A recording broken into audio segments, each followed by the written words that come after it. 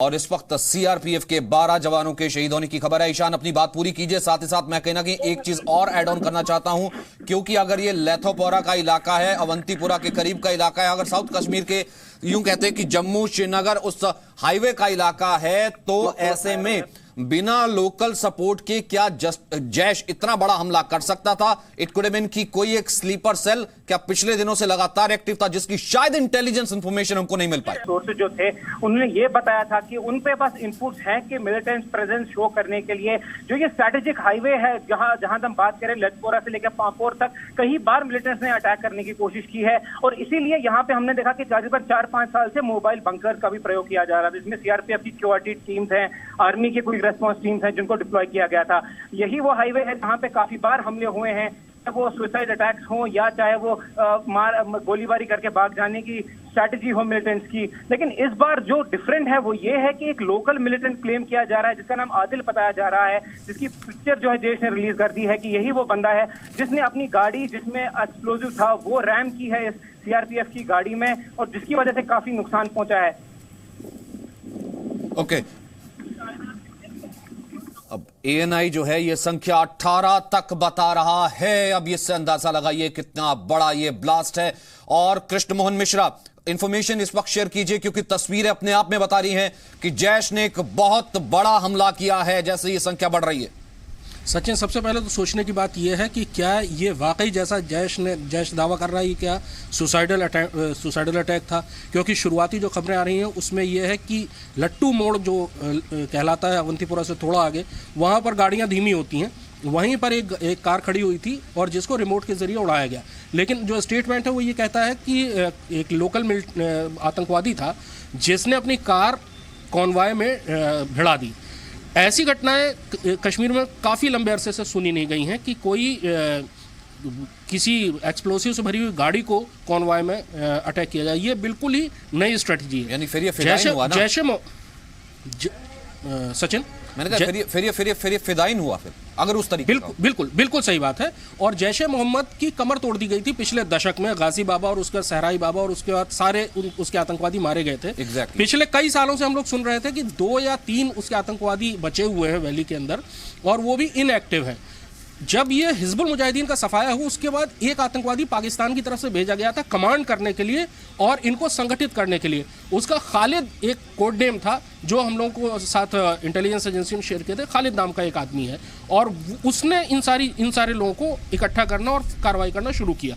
लेकिन जैश ए मोहम्मद ने दरअसल आज उस वैक्यूम को भर दिया है जो हिजबुल मुजाहिदीन के ख़त्म हो जाने के बाद साउथ कश्मीर में बन गया था। जैश ए मोहम्मद अब अगर लीड करता है, जैश ए मोहम्मद की ट्रेनिंग, उसकी तरबियत हिजबुल मुजाहिदीन से ज़्यादा होती है। उसके जो आतंकवादी होते हैं वो पाकिस्तानी आतंकवादी भी होते हैं, लोकल भी हो सकते हैं, लेकिन हिजबुल मुजाहिदीन पूरी तौर पर लोकल आतंकवादियों का एक गिरोह था।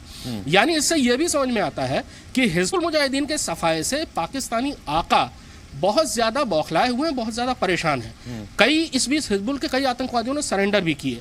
उनको ये लग रहा है कि हिजबुल के जो आतंकवादी हैं होम ग्रोन, जो कि कश्मीर के लोकल युवा हैं, वो उस ढंग से आतंकवादी हमले नहीं कर पा रहे हैं। और जैसा कि 1.5-2 साल पहले ही बताया गया था कि खालिद नाम का एक आतंकवादी पाकिस्तान ने भेजा है कमांड करने के लिए, कंट्रोल करने के लिए और इस सारी चीज़ों को लीड करने के लिए। तो जैश ए मोहम्मद ने क्या अपना नेटवर्क इस डेढ़ साल में अच्छे से बना लिया है, और इसमें जो पाकिस्तानी आतंकवादी हैं उनकी तादाद कितनी है? क्योंकि आमतौर पर यह माना जाता है कि नॉर्थ कश्मीर यानी कि श्रीनगर से ऊपर का इलाका फॉरेन टेररिस्ट का होता है और साउथ कश्मीर का इलाका आमतौर पर यह माना जाता है कि ये स्थानीय आतंकवादियों का होता है। लेकिन हिजबुल का सफाया हो चुका है। रियाज नायकू इकलौता बड़ा आतंकवादी इस समय बचा हुआ है। तो उस वैक्यूम को आज जैश ए मोहम्मद ने भरा है। इसलिए ये हमला बहुत बड़ा भी है, स्ट्रेटजी नहीं है, आईडी का इस्तेमाल है। और अगर ये सच में कहा जाता है कि ये खुदकुश हमला था, तो इस तरह के हमले कश्मीर के अंदर काफ़ी लंबे अरसे से, मतलब याद नहीं आता कि इस तरह का हमला कब हुआ था। सचिन, अच्छा, इसी के साथ अगर मैं इसको इस चीज़ से जोड़ करके देखूं, क्योंकि जैश का नेटवर्क लगभग या तो हम ये कहते हैं कि यहां के लोकल स्लीपर सेल्स, क्योंकि पाकिस्तान से इन्फिल्ट्रेशन नहीं हो रही है, इस कारण से फ्रस्ट्रेट हो गया था। एक डेस्परेट अटेम्प्ट था कहना कि अपनी प्रेजेंस यहां पर जाहिर करने के लिए। और अगर उस नजर से देखा जाता है कि एक बड़ा अटेम्प्ट, एक बड़ा हमला करने में अगर जैश सफल रहा है, जो कि खुदकुश या फिर बाद में हम कहेंगे, तो क्या यह माना जाए कि किसी तरीके से, is it too early to say, intelligence हमारे पास थी या किसी तरीके का कोई लूप होल है, इसमें कुछ लोकल तार हो सकते हैं? बिल्कुल था, इंटेलिजेंस थी। हमने उसको एक्सेस किया था और उसमें यह था कि मकबूल भट्ट की बरसी जो 11 फरवरी को होती है उसके आसपास बड़ा अटैक हो सकता है।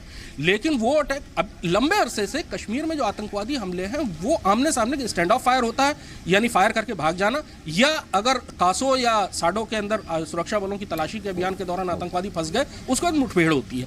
आईडी का इस्तेमाल कश्मीर में बहुत लंबे अरसे से नहीं सुना गया था। पिछले बार यहीं शोपियां में 44 RR की एक गाड़ी को उड़ाया गया था, लेकिन उसमें कोई कैजुअलिटी नहीं हुई थी, बहुत ही कमजोर धमाका था।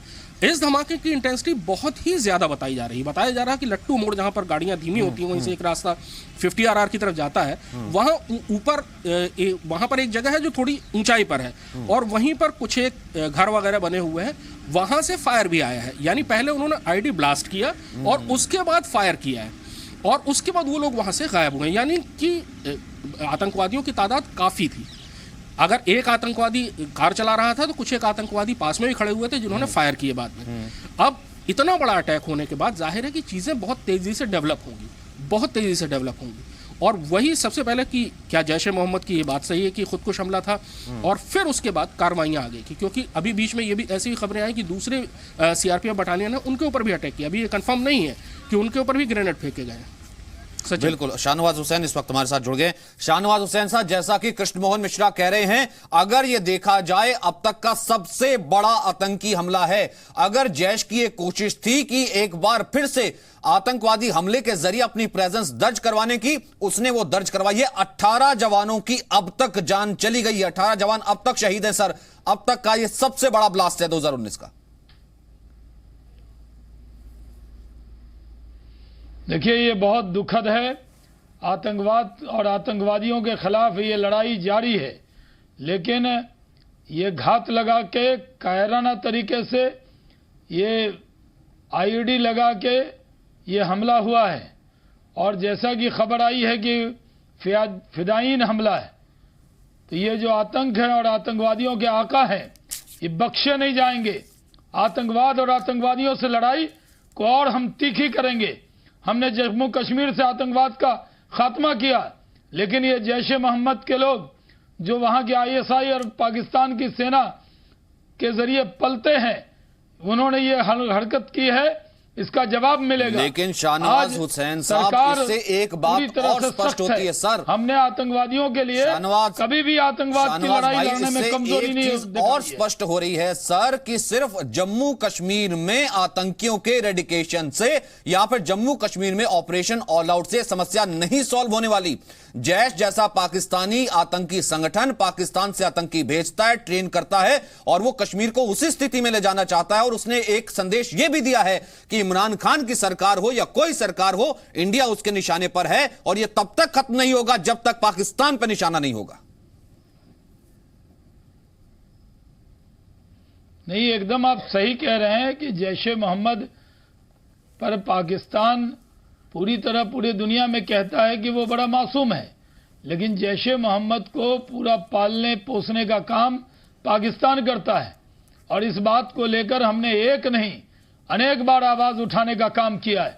लेकिन अगर पाकिस्तान ये समझता है कि उसकी कायराना हरकत से भारत डरेगा या भारत की सेना या भारत की पुलिस उससे दब जाएगी, तो वो दबने वाली नहीं है। हम इस लड़ाई को और तेज करेंगे और आतंकवाद को जड़ और मूल से उखाड़ फेंकेंगे। पाकिस्तान को भी सबक सिखाएंगे। हमारे सेना की शहादत बेकार नहीं जाएगी। चलिए, उम्मीद करते हैं सर इस पर कम से कम सरकार जो है ये तुरंत एक्शन लेगी, क्योंकि चैनल के जैसा कि मैंने जी ठीक है अपनी बात पूरी कीजिए। आतंकवादी सुन रहे होंगे वो ये मान लें कि उनका खात्मा तय है, वो बचने वाले नहीं हैं।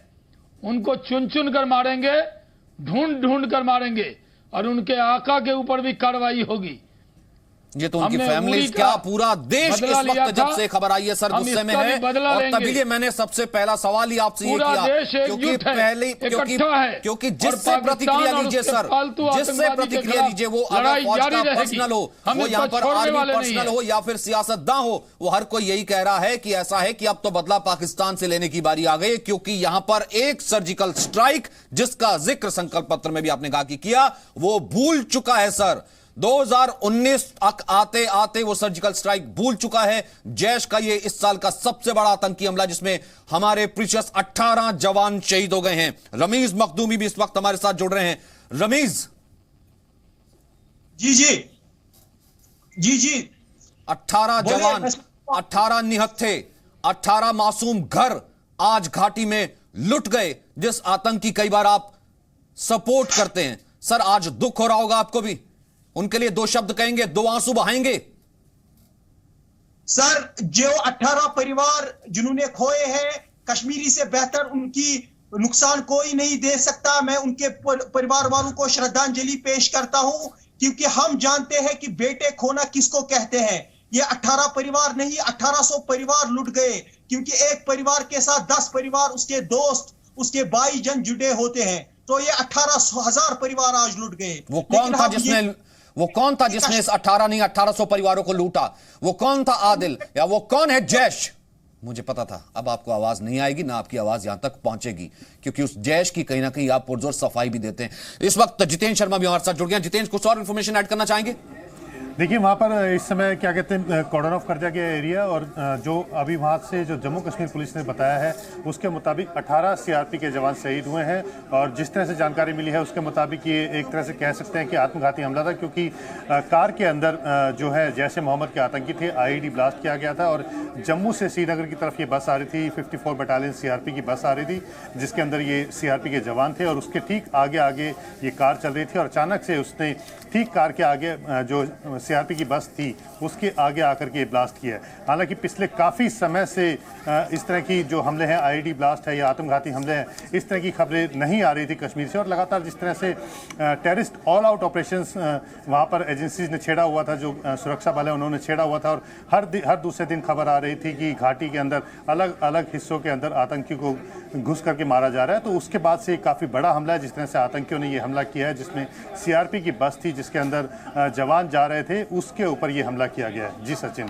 जी, उसके ऊपर हमला किया गया है। इस वक्त कृष्णमोहन मिश्रा भी लगातार हमारे साथ बने हुए हैं। लेकिन कृष्णमोहन मिश्रा, अगर ये हमला किया गया है, जैश को इतना हम ये कह सकते हैं कि न्यूट्रलाइज कर दिया गया था, वो नहीं था, अगर इस तरह का हमला करना हो या फिर किया गया है, जैसा आप कह रहे हैं कि एक कार जो विस्फोटक भरे हुए थे अकॉर्डिंग टू जैश की, वो जाकर के रैम्प कर दी सीआरपीएफ के काफिले में, और पीछे से भी आतंकी काफी मौजूद थे जो कि तैयार खड़े थे अगर कोई घटना होती है तो कवर फायर देने के लिए। तो ये तरीके से काफी बड़े तरीके से इसकी योजना फिर पहले बनाई जा रही होगी, सुनियोजित हम ये कह सकते हैं। बिल्कुल सही बात है। और सबसे पहले तो मैं ये बता दूं कि सुसाइड अटैक कंफर्म कर दिया है।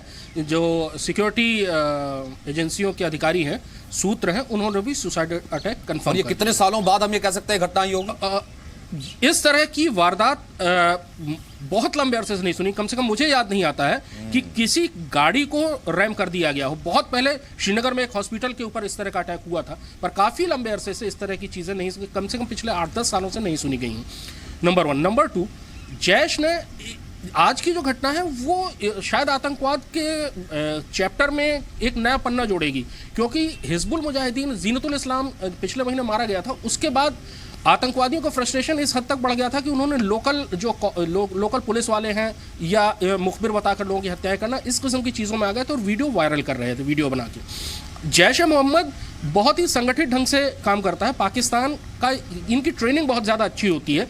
हिजबुल मुजाहिदीन के आतंकवादियों के बारे में ज़्यादातर यही माना जाता है कि अब चूंकि बॉर्डर सील है तो वो ट्रेनिंग लेने पाकिस्तान की तरफ जाने में उनको बहुत ज़्यादा मुश्किल होती है।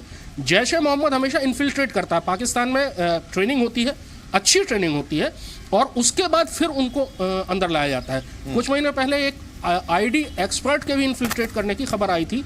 उसका कोड नेम गाजी था कि गाजी नाम का एक आईडी एक्सपर्ट है, वो इन्फिल्ट्रेट कर चुका है। अभी पीछे खबर ये आई थी कि चूंकि ऊपर के पासेस में बर्फ जमी हुई है, तो जो भी आतंकवादी इन्फिल्ट्रेट कर रहे हैं वो इंटरनेशनल बॉर्डर की तरफ से इन्फिल्ट्रेट कर रहे हैं, यानी जम्मू के नीचे से इन्फिल्ट्रेट कर रहे हैं, जहां पर बर्फ नहीं है। सचिन, आप कुछ कह रहे थे?